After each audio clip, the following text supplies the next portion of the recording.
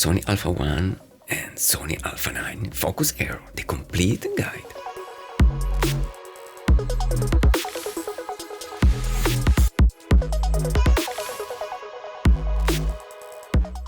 As a professional photographer, I'm always looking for new ways to improve my technique and get better results. One of the most effective ways to improve the quality of my photo is to make better use of my camera's focus zone. In this video, I'll walk you through all of the Sony Alpha 1 and Sony Alpha 9's focus zone features, from selecting the mode to focusing to customizing setting to advanced techniques for getting perfect photos. The focus zone is one of the most important functions of any camera, and the Sony Alpha 1 and the 9 are no exception. The focus zone determines which part of the image will be sharp and which will be blurry. The two Sony Alpha 1 and 9 offer a wide range of focus options, which can be used in a variety of ways, depending on the photographer's needs. Basically, we've got three main options: area, center, and spot. But don't worry, we'll see them in detail later. The Sony Alpha 1 and 9 offer several focus modes, each of which is designed to meet specific needs. The easiest way to focus is the single shot autofocus (AFS) mode. This mode is used for static or slow moving subjects. When you half press the shutter button, the camera focuses on the subject and freezes it, allowing you to take a sharp image. Continuous autofocus mode (AFC) is designed for fast-moving subjects. In this mode, the camera tracks the moving subject and maintains continuous focus. This is especially useful for sport photography of moving animals. Finally, direct manual focus mode (DMF) allows you to make manual focus correction while using autofocus. This mode is useful when you want to make a small correction to the focus. Selecting the right focus mode depends on the subject you are photographing and the light condition. When working with static or slow-moving subject, the AFS mode is generally the better choice.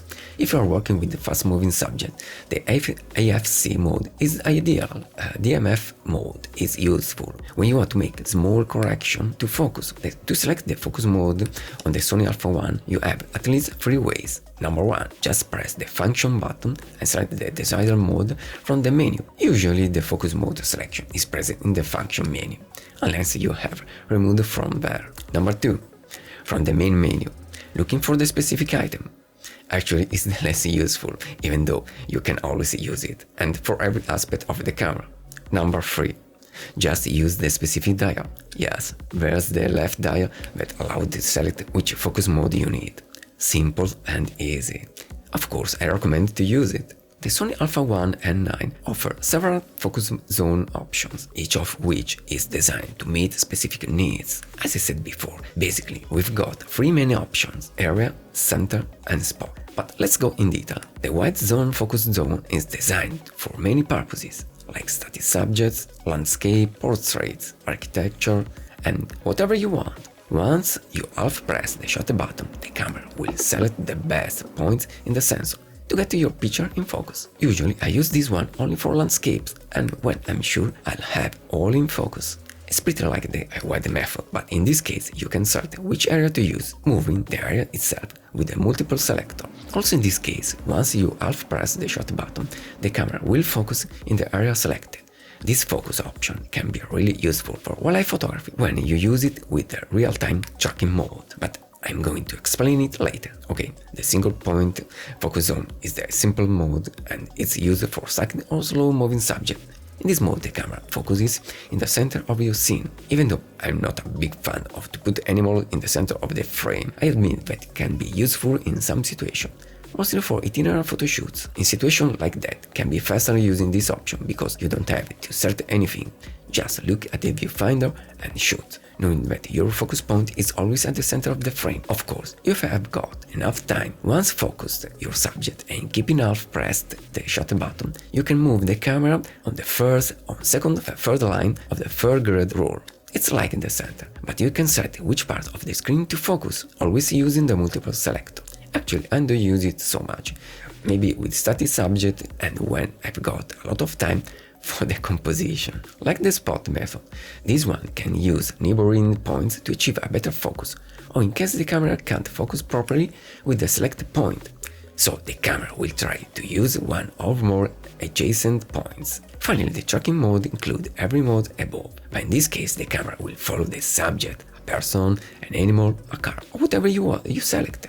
This is my favorite method for focusing animals, because as you know, they usually move somewhere, and with this option you can follow them, even if you are moving the camera itself. This option has many sub-options, like wide, zone, spot, and expanded spot. As I said before, I usually use the zone and spot for tracking animals, switching between them as I need to get the best results for the Sony Alpha 1 and 9 focus zone. Here are some useful tips. Use AFC mode for fast-moving subject. Use the single-point focus zone or a spot for static or slow-moving subject. Using the wide area and zone focus zone, and enable the real-time tracking mode for subjects that move unpredictably. Make sure you have the correct focus distance for your subject. Use DMF mode to make small focus correction with static subjects. Use Auto ISO up to 6400 maximum value for the Alpha 1 and up to 12800 for the Alpha 9. Use Auto ISO min SS with at least 1 to 2000 of a second or 1 to 4000 of a second to freeze the movement of your subject. Use autofocus tracking sensitivity set to 1 or 2 for slower subject or to lock one specific target. Use autofocus tracking sensitivity set to 4 or 5 for faster subject, like birds in flight. Customize a button for switching between the zone and spot focus area with the real-time tracking mode in order to change quickly focus method according to the situation. To get the best results from the Sony Alpha 1's focus mode, there are a few advanced techniques that can be used. Focus stacking, for example, allows you to create sharp images of foreground and background subjects. To use this technique, you need to take several photos with different areas in focus and then stitch them together in post-production. For landscape photography, it's really useful, mostly when you have an interesting foreground and you want to emphasize, or for macro photography. Another advanced technique is manual focus assist. This technique allows you to use manual focusing with camera assistance, so precise focusing can be achieved even in low light conditions. It's simple to use because the camera will show a colored edge in the focused area of your image. You can also change which color you use between white or red. Personally, I use the red color because it's much more visible in almost every situation. The Sony Alpha 1 allows you to customize the focus zone setting to suit your needs. You can set focus zone sensitivity, tracking speed, and other advanced settings. In my experience, I find this really interesting. Focus error limit. With this setting, you can limit the number of visible modes that you can set, picking up only the most used for you. Autofocus frame move distance.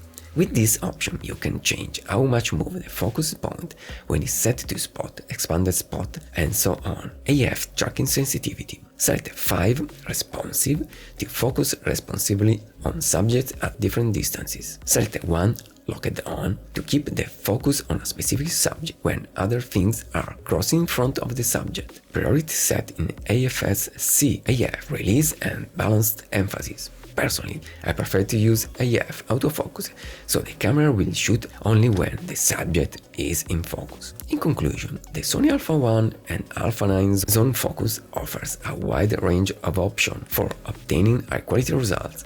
In different situations, with the right selection of the mode and focus zone, you can get sharp and well-focused photos. With the advanced techniques and customization of the settings, you can get even better results. You only need to be consistent and go outdoor for taking pictures in nature. As always, let me know your thoughts, and if you have any requests, please write them in the comment section down below. And if you like this video, please give me a like and consider to subscribe the channel. Thanks for watching, see you in the next video, bye bye.